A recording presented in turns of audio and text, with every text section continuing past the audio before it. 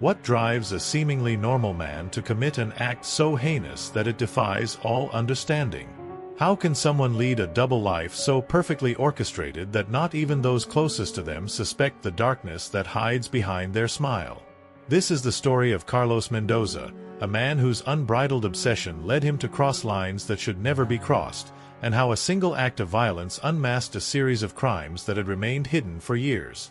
Prepare to delve into a story that will challenge your perception of reality and force you to question: how well do we really know those we love? The silence of the night in a quiet neighborhood of Córdoba, Argentina, was suddenly interrupted by the echo of a heartbreaking scream. In the gloom of a suburban house, seemingly like any other, a woman lay motionless in a pool of her own blood. Her name was Camila Vega, and her death would mark the beginning of one of the most disturbing cases in the city's recent history. Let's go back 6 months to this fateful night. Carlos Mendoza, a successful 38-year-old businessman, led a life that many would envy. Married for 10 years to Lucia Vega, father of 2 adorable children, Sofia, 8, and Mateo, 6, and owner of a thriving technology company, Carlos was the epitome of the American dream on Argentine soil. Their house, a beautiful 2-story property in one of the most exclusive neighborhoods of Córdoba, was the perfect setting for family gatherings and local high society parties. Carlos was known for his charisma, his generosity, and his apparent devotion to his family. Lucia, a respected lawyer in her own right, perfectly complemented the image of success and happiness they projected as a couple. However, beneath this carefully constructed facade of marital happiness and professional success lay an unhealthy obsession that consumed Carlos day and night, an obsession that would eventually lead him to commit unimaginable acts. It all started on a warm March afternoon, when Camila, Lucia's younger sister, showed up at the Mendoza's door with 2 suitcases and her eyes red from crying. At 29 years old, Camila was the polar opposite of her sister: outgoing, passionate, and with a beauty that did not go unnoticed. She had just ended a 3-year toxic relationship and needed a place to stay temporarily while she got her life together. Lucia, always protective of her younger sister, did not hesitate to offer her shelter. Carlos, for his part, was friendly and welcoming, assuring his sister-in-law that she could stay as long as she needed. That night, as Camila settled into the guest room, no one could imagine how her presence would forever alter the delicate balance of the Mendoza family. The first days passed without incident. Camila integrated into the family routine, helping with the children and looking for work. Carlos offered to help her, using his contacts in the business world to get her interviews. Lucia, busy with an important case at the firm, was grateful for the attention that her husband gave her sister. It was during these initial interactions that something changed in Carlos. He began to notice details about Camila that had previously gone unnoticed: the way her laugh lit up the room, the passion with which she talked about her dreams, the natural grace of her movements. What began as an innocent appreciation soon turned into a dangerous fixation. Carlos began to find excuses to spend time alone with Camila. Casual conversations in the kitchen stretched late into the night, discussing music, movies, and their life experiences. The furtive glances became more frequent, and Carlos found himself fantasizing about inappropriate situations.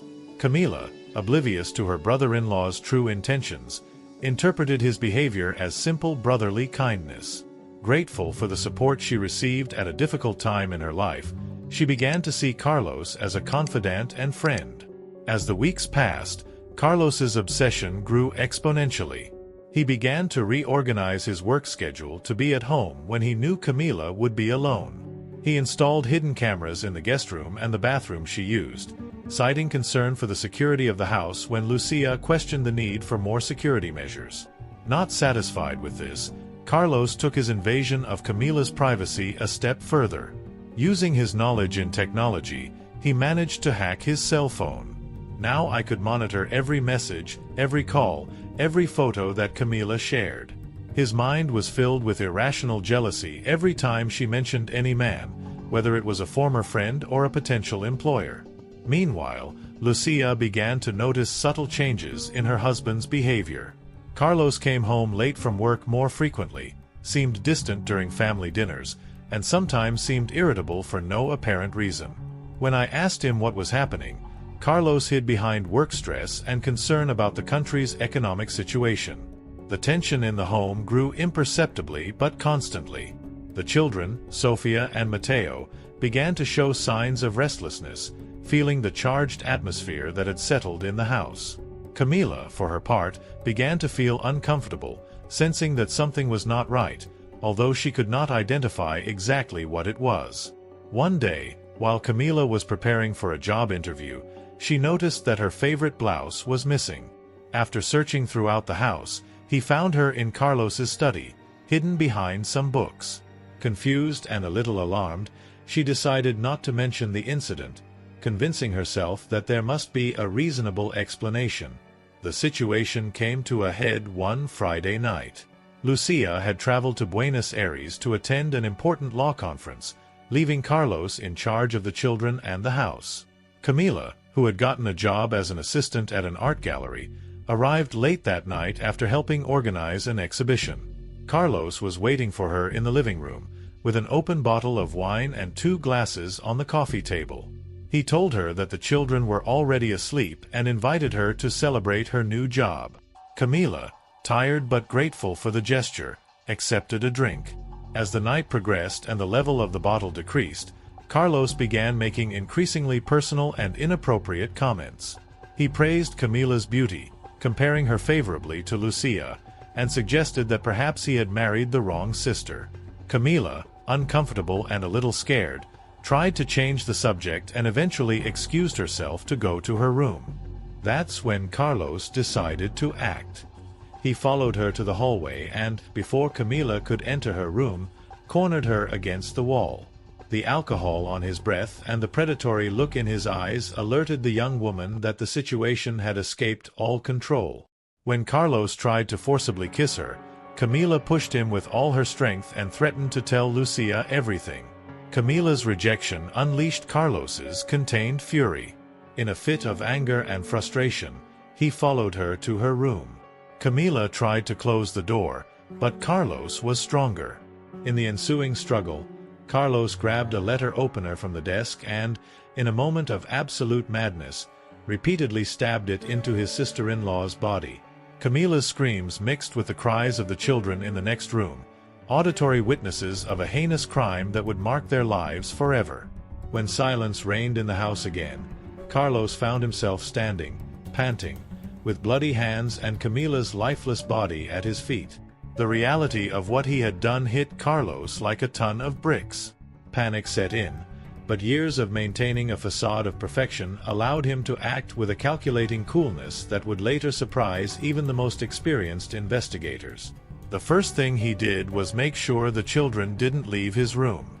He told them through the door that everything was fine, that Aunt Camila had had a nightmare but that she was already sleeping peacefully. Then, with chilling efficiency, he began cleaning up the crime scene. Using his knowledge of forensic procedures, acquired through years of watching police series and true crime documentaries, Carlos meticulously cleaned every drop of blood, every footprint, every evidence of the struggle that had taken place. He wrapped Camila's body in a tarp he kept in the garage and temporarily hid it in the basement. The next morning, with the first rays of the sun, Carlos launched the second phase of his plan. He called the police, reporting his sister-in-law missing. With an Oscar-worthy performance, he feigned concern and bewilderment. He told the officers that Camila had gone out the night before to meet some friends and had not returned. Lucia, upon receiving the news, immediately returned from Buenos Aires. Carlos welcomed her with a hug, comforting her as she cried uncontrollably. His performance was so convincing that no one, not even his wife, suspected that the man who offered his support was responsible for Camila's disappearance. Over the next few weeks, Carlos played the role of grieving brother-in-law to perfection. He actively participated in searches organized by the community, posting posters with Camila's photo throughout the city and offering a generous reward for any information on her whereabouts. He even gave several interviews on television, pleading with the public to help find his beloved sister-in-law. However, the weight of his crime began to take its toll on him. Carlos suffered from insomnia, plagued by nightmares in which Camila chased him, her bloodied body demanding justice. He was losing weight rapidly and his behavior became increasingly erratic. At the office, his employees noticed that he spent hours locked in his office, jumping at the slightest noise. Lucia, devastated by the disappearance of her sister, could not help but notice these changes in her husband. He attributed his behavior to the stress and guilt that Carlos said he felt for not having protected Camila better. He tried to comfort him, not knowing that each word of support was like a knife that twisted in Carlos's tormented heart. The children, Sofia and Mateo, also suffered the consequences of their father's crime. Although Carlos had tried to convince them that the noises that night had been a figment of his imagination, both showed signs of trauma. Sofia had recurring nightmares and Mateo had developed a sudden stutter. Child psychologists attributed these symptoms to stress over their aunt's disappearance, without suspecting the true nature of what they had witnessed. The case took an unexpected turn when a neighbor, Mr. Rodriguez, came to the police with a video from his security camera. Mr. Rodriguez, a retiree who spent sleepless nights due to insomnia, had installed cameras around his property after a series of robberies in the neighborhood. In the video, Carlos was clearly seen carrying a suspiciously heavy package in his car on the night of Camila's disappearance. When the police confronted Carlos with this evidence, the elaborate castle of lies he had built began to crumble. At first, he tried to maintain his composure, making up a story about how he had helped Camila move that night, loading her suitcases into the car to take her to a friend's house. But as the interrogation progressed, and the detectives presented more and more inconsistencies in their story, Carlos began to show signs of breaking down. It was during a particularly intense interrogation session, after hours of questions and accusations, that Carlos finally broke down. With tears in his eyes and a broken voice, he confessed his crime. He described in chilling detail how he had killed Camila, how he had cleaned up the crime scene, and how he had hidden the body. Carlos's confession shocked the community and devastated Lucia, who could not believe that the man with whom she had shared her life for more than a decade was capable of such an atrocity. The news spread like wildfire throughout the city of Córdoba, turning the case into the center of attention of the national and international media. Carlos led the police to the place where he had buried Camila's body, in a wooded area on the outskirts of the city. The discovery of the body provided irrefutable evidence of his guilt and allowed the Vega family to begin the painful grieving process they had put off for weeks of agonizing uncertainty. The trial of Carlos Mendoza became a media spectacle without precedent in the judicial history of Argentina. The courtroom was filled every day with journalists, onlookers, and the victims' relatives, all eager to understand how a seemingly normal man could commit such a heinous act. The prosecution presented an overwhelming case against Carlos. The evidence included recordings from hidden cameras that he had installed, records of his spying activities on Camila's phone, and the heartbreaking testimony of Lucia, who described the changes in her husband's behavior in the months before the murder. One of the most shocking moments of the trial was when Carlos's personal diaries were presented as evidence. In them, with disturbing frankness, he detailed his growing obsession with Camila, his fantasies, and the plans he had considered to get rid of her.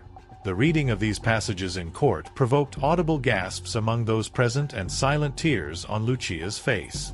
Carlos's defense tried to allege temporary mental disorder, arguing that the accumulated stress from work and Camila's presence at home had triggered a psychotic episode. They presented several psychiatric experts who testified about the possibility that Carlos had experienced a dissociation from reality at the time of the crime. However, the jury was not convinced by these arguments.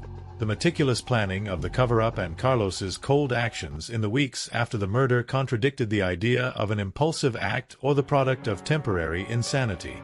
After 3 weeks of testimony and arguments, the jury retired to deliberate. They returned in less than 6 hours with a unanimous verdict. Carlos Mendoza was guilty of first-degree murder. The judge, visibly moved by the details of the case, pronounced the sentence: life imprisonment without the possibility of parole. Upon hearing his fate, Carlos remained impassive, as if finally accepting the consequences of his actions. As he was escorted out of the courtroom, Carlos' gaze briefly met Lucia's. In that fleeting moment, She saw not the man she once loved, but a stranger, a monster consumed by his own dark desires.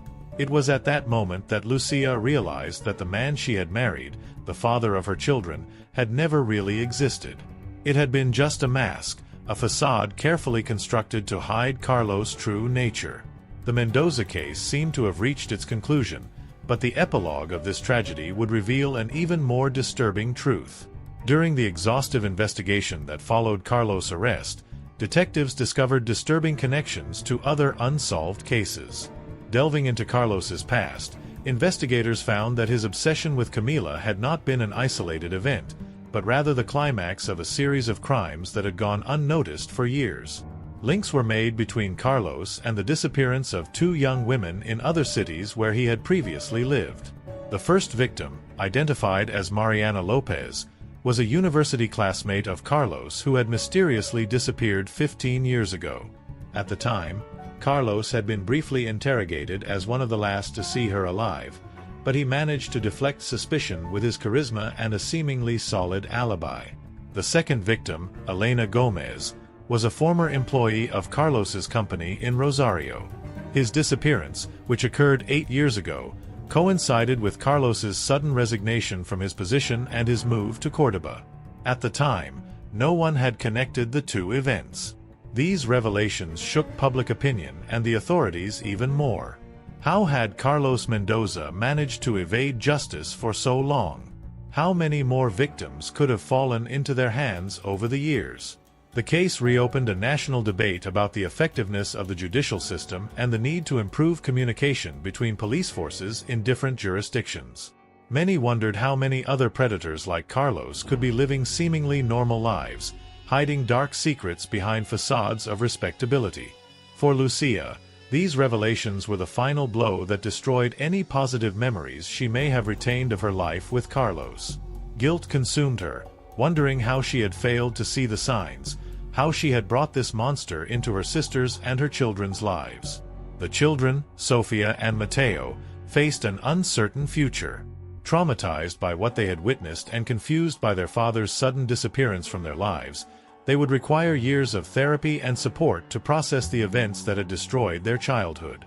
Lucia, devastated but determined to find some meaning in the midst of so much pain, became a prominent voice in the fight against domestic violence and femicides.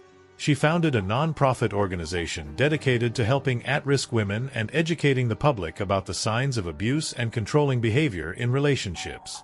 Her work took her around the country, sharing her story and advocating for changes in laws to better protect women and increase penalties for perpetrators of these crimes. Although the pain never completely went away, Lucia found purpose in her mission to prevent other families from suffering a similar tragedy. The case of Camila Vega and Carlos Mendoza was etched in Argentina's collective memory as a grim reminder of how obsession can corrupt even the most perfect appearances, and how monsters sometimes hide in plain sight, in the places we believe most insurance. The story also served as a catalyst for change. In the years that followed, new laws and police protocols were implemented directly inspired by the lessons learned from this case. Early warning systems were established to identify patterns of suspicious behavior, and cooperation mechanisms between different police jurisdictions were improved. However, for those directly affected by Carlos Mendoza's crimes, the road to healing would be long and difficult. Lucia and her children moved from Córdoba, looking for a new beginning away from painful memories and media attention. With the support of specialized therapists and the unconditional love of their extended family, they began the arduous process of rebuilding their lives. Sofia, the eldest daughter, channeled her pain through art, creating moving paintings that reflected her healing process. Mateo, for his part, found solace in music, learning to play the guitar that once belonged to his Aunt Camila. Both children, despite the trauma they experienced, showed extraordinary resilience that inspired everyone around them. Lucia, in her moments of reflection, often thought about her sister Camila. "I remembered her contagious laugh, her free spirit, and the dreams she would never realize." In honor of her memory, Lucia established an annual scholarship for young artists, ensuring that Camila's legacy lived on through the works of others. The Mendoza case became an object of study in law, psychology, and criminology faculties. Experts from around the world analyzed every aspect of the crime and Carlos' personality, seeking to better understand the mind of a serial killer and develop tools to identify similar individuals before they could act. Meanwhile, Carlos Mendoza was serving his sentence in a maximum security prison. Isolated from other inmates for his own protection, he spent his days in a small cell, tormented by memories of his crimes and the lives he had destroyed. To many, his punishment seemed insufficient compared to the pain he had caused. As the years passed, the Mendoza case became an urban legend, a cautionary tale that parents told their children to warn them about the dangers that can lurk even in the most unexpected places. The story was transformed into books, documentaries, and even a controversial film that revived the debate about the ethics of dramatizing real crimes. For the city of Córdoba, the case represented a before and after. The community, deeply scarred by the events, came together in a collective effort to heal and prevent future tragedies. Neighborhood watch programs were established, neighborhood security systems were improved, and a culture of greater awareness and mutual support among residents was fostered. The impact of the Mendoza case extended far beyond the borders of Argentina. It inspired changes in security policies and police procedures in several Latin American countries. Camila's story and Lucia's fight for justice became symbols of the battle against gender violence internationally. Journalists and writers continued to investigate the case years later, uncovering new details and perspectives. Theories emerged about possible accomplices or additional victims, keeping public interest alive and ensuring the case would never be forgotten.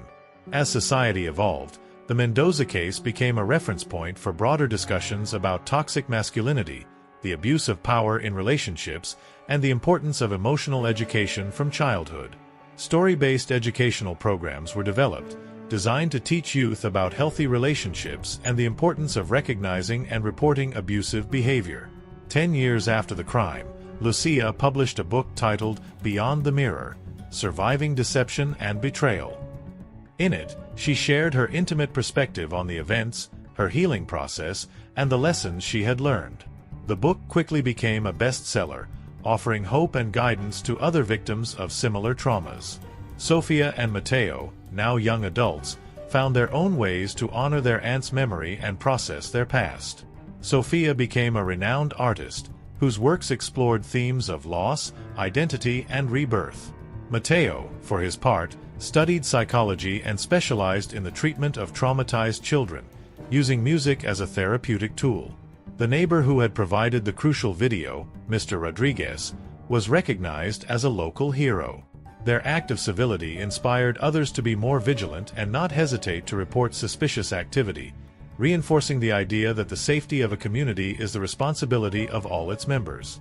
As the camera moves away from the Mendoza home, now empty and marked by tragedy, the story of Carlos and Camila continues to reverberate through Argentine society and beyond. The impact of this case extended far beyond the confines of Córdoba, leaving an indelible mark on the collective consciousness and catalyzing significant changes on multiple levels. In the years following the trial, the Mendoza case became a reference point in discussions about domestic violence, crimes of passion, and the nature of evil. Psychologists, criminologists, and sociologists from around the world exhaustively studied every detail of the case, seeking to better understand the mind of a murderer who had managed to maintain a facade of normality for so long. The psychological profile of Carlos Mendoza became mandatory study material in criminal psychology faculties. Experts debated the factors that had contributed to his behavior. Was it his upbringing, an undiagnosed personality disorder, or simply the manifestation of inherent evil? These questions fueled countless doctoral dissertations and academic publications, contributing to a deeper understanding of psychopathy and criminal behavior. Meanwhile, the personal story of Lucia and her children continued to unfold, offering a powerful testimony of resilience and improvement. 5 years after the crime, Lucia published her memoirs, titled Rebuilding from the Ashes: My Journey After the Betrayal. The book quickly became an international success, translated into more than 20 languages. In its pages, Lucia bravely narrated her grieving process, the struggle to protect her children from the stigma associated with her father's crimes, and her path toward forgiveness, not for Carlos, but for herself, for not having seen the signs. Her raw honesty and message of hope resonated with millions of readers around the world, many of whom identified with her experience of betrayal and loss. Lucia's book also shed light on a little-discussed aspect of cases like this: the impact on the perpetrator's family members. She shared how she and her children had to deal not only with the trauma of the crime itself, but also with the social ostracism, looks of suspicion, and guilt by association that often accompany the families of notorious criminals. Sofia and Mateo, the children of Lucia and Carlos, grew up under the weight of this tragic inheritance. His adolescence was marked by the constant struggle between the desire for a normal life and the omnipresent shadow of his father's crimes.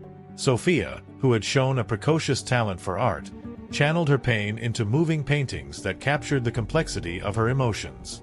His works, exhibited in art galleries in Buenos Aires and then internationally, were acclaimed for their emotional depth and ability to convey intergenerational trauma. Mateo, for his part, found solace in music. He learned to play the guitar that once belonged to his Aunt Camila, and over time, he became a talented composer. His songs, which explored themes of loss, identity, and redemption, gained recognition in Argentina's independent music scene. Many of his followers found catharsis in his lyrics, which spoke of invisible scars and the search for light in the darkness. The impact of the Mendoza case on Argentine society was profound and lasting. In the years following the trial, a series of legal and social reforms were implemented directly inspired by the lessons learned from this case. Penalties for domestic violence crimes were toughened and stricter protocols were established for the investigation of missing persons. Additionally, nationwide awareness campaigns were launched about the signs of abuse and controlling behavior in relationships. Schools, universities, and workplaces implemented educational programs designed to promote healthy relationships and foster a culture of respect and consent. The justice system also underwent significant changes. Communication protocols between different police jurisdictions were improved, addressing one of the main flaws that had allowed Carlos to evade detection for so long. A national missing persons database was established, using cutting-edge technology to identify patterns and connections between seemingly unrelated cases. The community of Córdoba, deeply marked by the events, became a model of recovery and crime prevention. Support groups were formed for families affected by violence, neighborhood watch programs were strengthened, and free counseling centers were established for people at risk. The neighbor who had provided the crucial video, Mr. Rodriguez, became something of a local celebrity. His act of civility inspired others to be more vigilant and not hesitate to report suspicious activity. The Rodriguez effect, as it came to be known, was studied in sociology schools as an example of how individual actions can have a significant impact on community safety. Meanwhile, in the maximum security prison where he was serving his sentence, Carlos Mendoza became the subject of intense psychiatric study.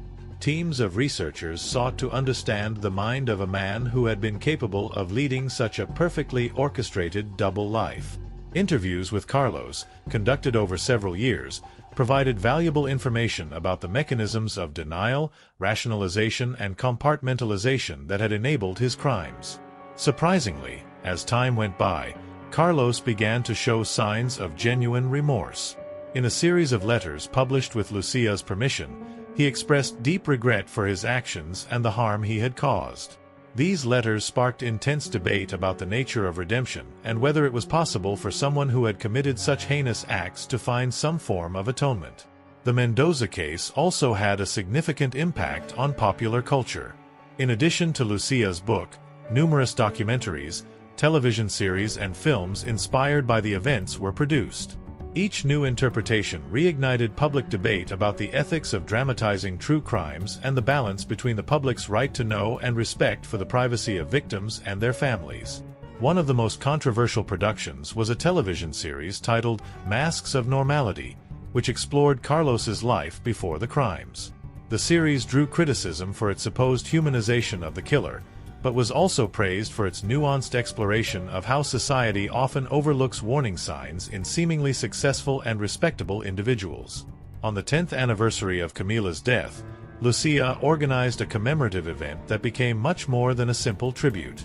The Camila Vega Symposium on Violence Prevention brought together experts from around the world to discuss innovative strategies to combat domestic and gender violence. The event, broadcast live internationally, marked a milestone in the fight against these crimes and established Lucia as a leading voice in the field. During the symposium, Sofia presented a series of portraits titled The Thousand Faces of Survival, which captured the stories of other families who had gone through similar experiences. The exhibition was acclaimed for its emotional power and its ability to give visibility to an often silenced pain. Mateo, for his part, premiered a musical composition dedicated to his Aunt Camila. The piece, a moving fusion of classical music and Argentine folklore, was performed by the National Symphony Orchestra and received a standing ovation that lasted several minutes. Many in the audience, including veteran police officers and judges, could not hold back tears during the performance. The impact of the Mendoza case extended beyond the borders of Argentina. Other Latin American countries, inspired by the reforms implemented, began to review their own laws and procedures related to domestic violence and crimes against women. International agreements were established to improve cooperation in the investigation of missing persons, and transnational support networks were created for victims and their families. In academia, the Mendoza effect became a term used to describe how a single case can catalyze far-reaching social and legal changes. Comparative studies were conducted across different countries to analyze how societies respond to crimes that challenge public understanding and how these responses can shape long-term policies and attitudes. 15 years after the crime, when Sofia and Mateo were already adults with their own families, Lucia decided to return to the house where the tragedy had occurred. Accompanied by a team of documentary filmmakers, she toured the empty rooms, facing the ghosts of the past. This act of bravery, captured in the documentary, Coming Home, became a powerful symbol of overcoming and closure for many who had followed the family's story. During this visit, Lucia found a forgotten box in the attic, full of photographs and memories of her life with Carlos before the crime. This discovery led her to reflect on the nature of love, trust, and how our perceptions of people can be deeply misleading. These reflections became the basis of his second book, Love in the Age of Mistrust, which explored how to maintain healthy relationships in a world where betrayal can come from where it is least expected. The case also had a lasting impact on the prison system. The rehabilitation of violent criminals became a topic of intense debate and study. Pilot programs were implemented, inspired in part by Carlos' apparent transformation in prison, seeking to understand whether it was possible to prevent recidivism in cases of crimes of passion and obsession. On the 20th anniversary of the crime, the Camila Vega Center for the Prevention of Violence and Healing was inaugurated in Córdoba. This center, funded in part by royalties from Lucia's books and sales of Sofia's artwork, became a beacon of hope for many. It offered counseling services, a shelter for victims of abuse, educational programs, and resources for violence prevention research. The story of the Mendoza Vegas continued to evolve, proving that the impact of a single act can span generations.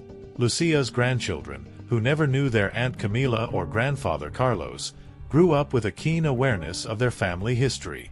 Far from being a shameful secret, it became a source of inspiration to dedicate their lives to meaningful causes. As Argentina and the world faced new challenges, the lesson of the Mendoza case remained relevant. The importance of vigilance, compassion, and community action in crime prevention and healing after tragedy. The story became an enduring reminder that even in the darkest moments, there is the possibility of transformation and growth.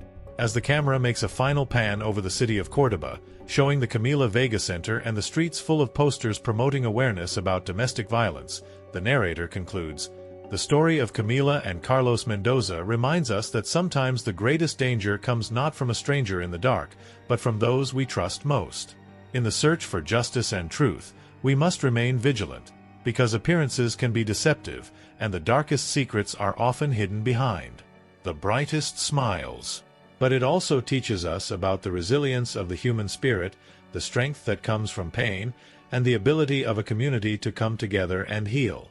The legacy of this tragedy endures not only as a warning, but as a call to heal. Action, a reminder of our shared responsibility to protect the vulnerable and fight injustice in all its forms. And perhaps most importantly, it shows us that even from the ashes of the worst tragedy, a light of hope and relief can emerge. Positive change that lights the way to a better future for all.